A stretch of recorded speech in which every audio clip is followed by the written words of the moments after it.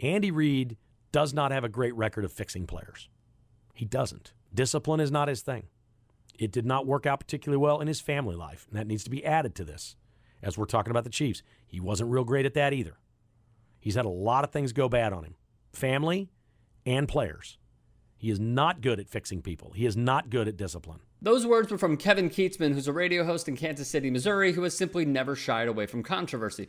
Let's read the transcript. Andy Reid does not have a great record of fixing players. It did not work out particularly well in his family life, and that needs to be added to this. As we're talking about the Chiefs, he wasn't real great at that either. He's had a lot of things go bad on him, family, and players.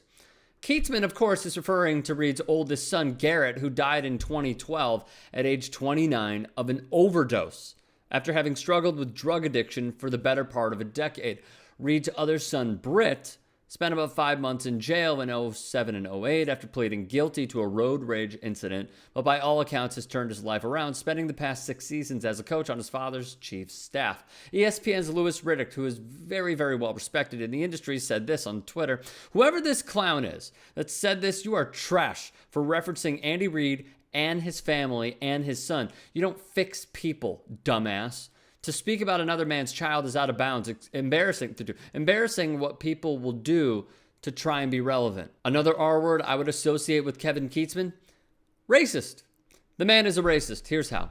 Hate all you want. I am so sick of everyone playing victim and saying their grievance is somebody else's fault. Sick of it. Worst case, D'Souza comes from Africa and makes money playing basketball. What a victim. Shut up and dribble. Even going further, if these Gucci clothes and jewelry are real, that's some victims sitting out. Shut up and dribble. Many know Nick Wright from Fox Sports, but he also worked in Kansas City and knows a thing or two about Kevin Kietzman, even tweeting this previously. Nothing gets this clown's rocks off more than questioning the intelligence of young black athletes.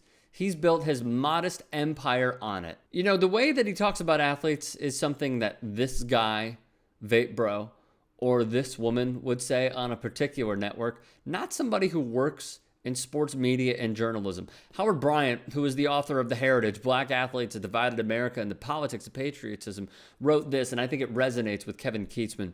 Fans viewed players as ingrates, insufficiently appreciative to the public for their good fortune. Using money or diminished performance to silence an athlete is an old trick, essentially saying, shut up and play. And white mainstream still making the rules of telling the players what they could do and when they could do it. Furthermore, America's racial framework was being exposed through sports, the one place that was supposed to be a meritocracy. The players were expected to perform, and just as the black Americans toiling without million-dollar contracts were expected to work, they weren't supposed to challenge or dispute the world in which they live either. The white majority, whether the fans in the stands or in the break room or behind the laptop and microphones, would decide what could be discussed and how, and that is exactly what Kevin Kietzman is doing and what exactly he will continue to do. Danny Parkins, a former host in Kansas City from Chicago, currently works for 670 The Score in Chicago, said this on Twitter: Kevin Kietzman is not good at empathy or critical thinking or being a decent human being. He's shown us this time and again, but because he owns the radio station, he is untouchable, which is true. Kietzman serves as vice president and sports director of that radio station. Also true, Kietzman is a stain on a great sports town. He has Trump-like qualities. He tweets like Trump. Whether relevant or irrelevant to the entire scenario or situation, here's what he's done. Mexico City air pollution is 30% worse than America's dirtiest air. Los Angeles. He's even argued with Jeff Passan, who is now with ESPN, on whether climate change is a hoax. Seriously, he argued that. He has absolutely awful taste in cinema, tweeting this, calling Green Book the best movie I've seen in a long, long time.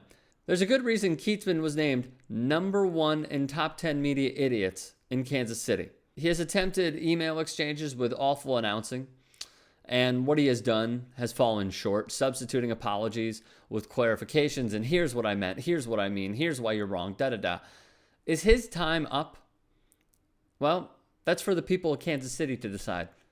Stop listening to him and make your voice heard.